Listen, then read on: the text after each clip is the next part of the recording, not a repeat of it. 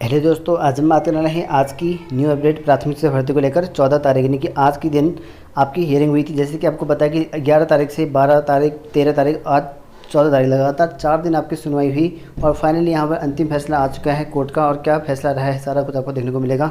Video थोड़ी सी लंबी हो सकती है क्योंकि 2-3 मिनट में कहना पॉसिबल नहीं है, तो आपको समझना पड़ेगा इसमें। तो वीडियो को जो है लास्ट तक जरूर देखें, तभी आपको समझ में आएगा। बीएड डीएलएड जो भी आपका मामला फंसा हुआ था भर्ती को लेकर, तो उसका आज यहाँ फैसला आ चुका है। अब यहाँ पर अभ्यर्थियों के लिए, कई लोगों के लिए अच्छी न्यूज़ हो सकती है, कई लोगों के लिए बुरी न्यूज़ हो सकती है, क्योंकि यहाँ पर दो पक्ष के थे। तो यहाँ पर जो है एक के लिए बुरी न्यूज़ होगी, एक के लिए अच्छी न्यूज़ होगी। तो चलिए जानते हैं किसके लिए है, क्या नहीं करके।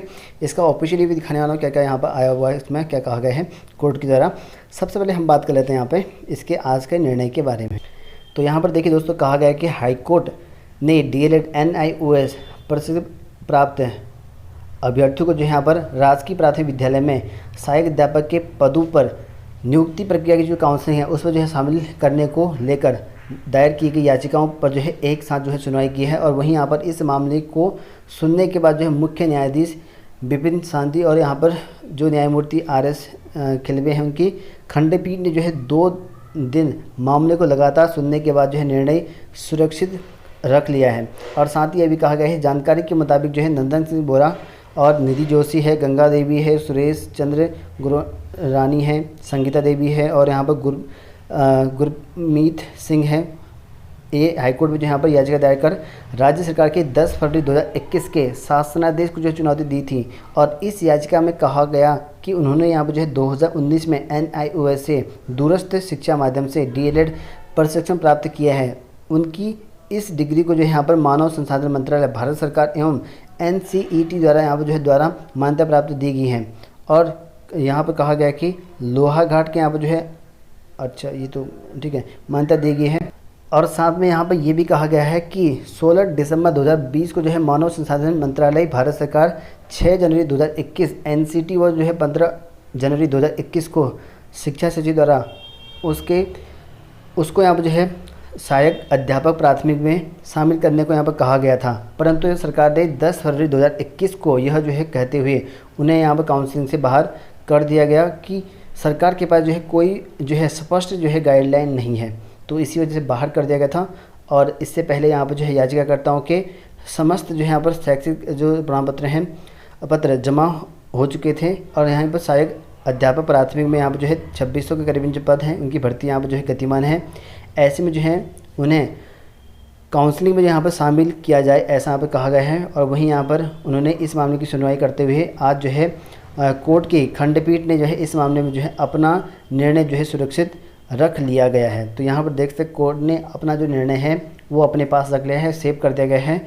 और यहाँ पर ये हाईकोर्ट का स्टेटस है, आप लोग देख सकते हैं नंदन सिंह बोरा करके, इसका जजमेंट यहाँ पे रिजर्व रखा है, आरक्षित रखा है कोर्ट के पास। और यहाँ पर जो है देख सकते हैं इस तरह का यहाँ पे कहा गया है। और 2600 के करीब जो पोस्ट थे, मेन चीज़ समझिएगा यहाँ पे क्या कहा गया है, ठीक है। कई लोगों को दिक्कत होगी यहाँ पर समझने में, जो मैं बता रहा हूँ आप ध्यान से सुनिएगा इसको। जजमेंट रिजर्व का मतलब ये रहता है कि आपका जो कोर्ट केस है NIOS का, क्योंकि बीएड वालों का केस नहीं था इसमें, सिर्फ NIOS वालों ने यहाँ पर जो है केस डाला गया था, ठीक है। उनका केस अब कोर्ट के पास सुरक्षित है, रिजर्व रखा गया है।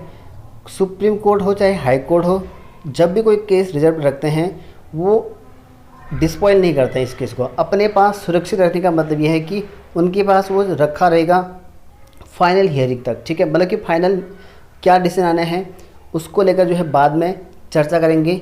ना ही इसकी डेट नेक्स्ट दी जाएगी, ठीक है, ना ही यहाँ पर आपको एग्जैक्ट पता चलेगा इसमें कि क्या आगे होगा करके। ये सुरक्षित रख लिया है जजमेंट अपने पास। मतलब कि ये है कि इनका जो निर्णय था कि इनको शामिल करना है या नहीं करना है कोर्ट लेकर, तो उनका जो निर्णय है कोर्ट ने अपने पास रख लिया है। कोर्ट के आदेश के बिना इनको भर्ती में जो है शामिल नहीं किया जा सकता है, ठीक है। और कोर्ट जब इनको शामिल करना चाहेगा तब कर सकता है, और तब तक के लिए इनका जो निर्णय है वो कोर्ट के पास ही रहेगा, कोर्ट के अधीन ही रहेगा।